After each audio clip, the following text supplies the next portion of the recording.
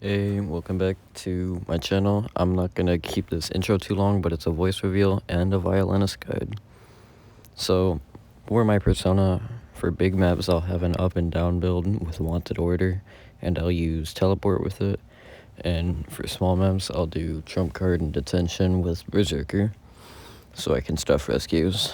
And for the second build, I'll use peepers, and well, for the first build, I'll use teleport. Make sure to use your peepers as ciphers so you can block them. So the first thing you're going to try to do as a violinist is you're just going to go to someone's spawn, and when you find them, you're not going to want to immediately insta-note, because the thing is with them, you got to be patient with your notes, because if you're not, it can really ruin the game for you, and it's really important to hit your notes, or at least use them to close the distance. And also another tip is don't note before they go to the pallet, note as soon as they hit the pallet. So if I were to be holding my note out and they were beside the pallet, I wouldn't hold my note out before the pallet and then keep it in front of the pallet until I see their body go inside the pallet, and then I'll let go of my note and instant note them. Also, once you get it down, I'm still on notes, so when they're trying to type kite against you, you're gonna wanna put your note in a place that you think they would go, or at least, a place they would not go, so you can hold it out and pretty much put it any other place.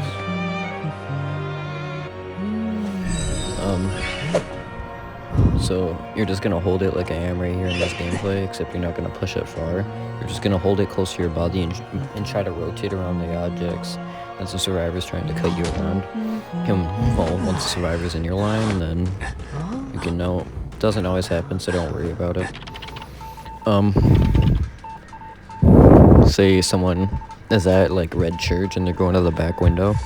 There's only one place they could go, so you don't have to wait until they vault it. Just put your note there, and you could either close the distance and get a basic hit, or hit them with your note. Here I did what I was talking about with the tight kiting. I placed my note somewhere she wouldn't go, and then I just held my note until she ran into it. Close the distance. Now, once you're done, or once you get someone on chair, when you don't have tinnitus, you're just going to want to throw notes at ciphers that you see are wiggling. And when your demon notes, is what they're called, is when they hit them, or when they hit the survivors that are decoding, they can tremendously slow down the decoding.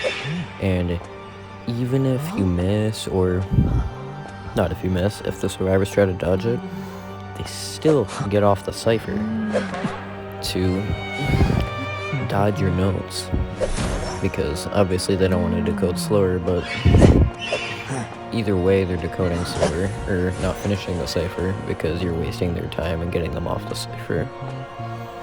As for camping is hard because you can go against mercenaries, or you can go against any rescue character, and it completely changes the story. For camping, well, we'll start with basic 2-hit characters like Enchantress or Priestess. So you're gonna want to wait until they're close to the chair. I'm talking like right up next to the chair. So you have a survivor at that chair to the left, and you chaired them. Sit to the right of the chair and just got hit by the trim.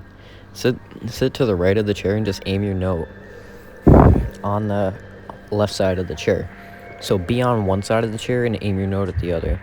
And once you see your survivors coming, or what I do is I place my peepers down, and then I look at the mini-map, and once my peepers are glowing red, then I know survivors nearby. But usually I'll just look for them. Then what I'll do is I'll actually let go of my note, and then I'll try to move my note towards them. And you don't always hit it, it doesn't always hit, but it really just comes with time. You're not always gonna hit it, but you've got to learn to be able to hit it. Back on the demon notes for a second here. You can also use the demon notes to help out your chase and slow down the opposing survivor to help you catch up to them. Sorry, I'm thinking. So yeah, you can throw your demon notes at the survivor you're chasing to tremendously slow them down. You could also use your notes to close the distance. So if you're not trying to hit your notes, you could say you place one off to the left and just aim it for the right and put it farther away and far away from the original note. So it's really, really delayed, and the survivor basically is just closed off from the route completely for like a good 2 seconds. And if they're closed off from the route, they'll just have to move back to you and get the free basic hit. So, back on camping. Back on camping, and what I just tried was really, really luck-based. Don't ever do that unless you have complete vision on the survivor or you know for 100% where they're going to go. Besides that, do not ever do what I just did. That was unwise of me. And I don't know why that forward stunned on Cher. I don't know what was going through his head. Is he just trying to waste football? But when camping, also, if you do end up hitting the survivor with your note, don't always immediately swing for the survivor, because they can bait you into hitting the chair. This actually happened during this match where I hit them, but they didn't bait me. Just Vio has a really, really wide hitbox, and sometimes it does hit chair. So make sure you know what you're doing, or make sure you're properly aimed for the survivor before you just swing. It's kind of just hunter common sense. Now, for Violinist's final ability, I don't know what it's called.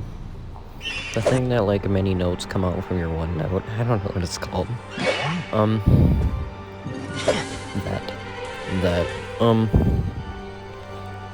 That's basically just a free hit, obviously. Don't get baited into using it, because sometimes they'll juke inside of where your line was to get you to use it, and then, oh my god, this was a great note. So they'll juke inside of where your line is gonna go, and then juke back out to bait you to use your final ability, and then it's a free rescue or a free kite. And with a Vio, if you don't hit your notes or you don't use them properly, it can really cost you the game, and that's not good. You can use your traits properly, so if you're carrying teleport, like on big maps like Lakeside and Moonlit, that's really it, just Lakeside and Moonlit. You're gonna, if you find the Merc first, it's really helpful to teleport to another cipher, but usually you're just gonna not want to use your teleport at all and kill the first survivor. Teleport's just really an easy skill to manage and use. But majority of cases, like on Sacred, Leo's, Arms, Red Church, Never Sleeping Town, there's so many maps where you will be using Trump Card and Peepers if you do follow this guide. So you're gonna want to know how to use Peepers right, and I'm just gonna place Peepers at ciphers while you can.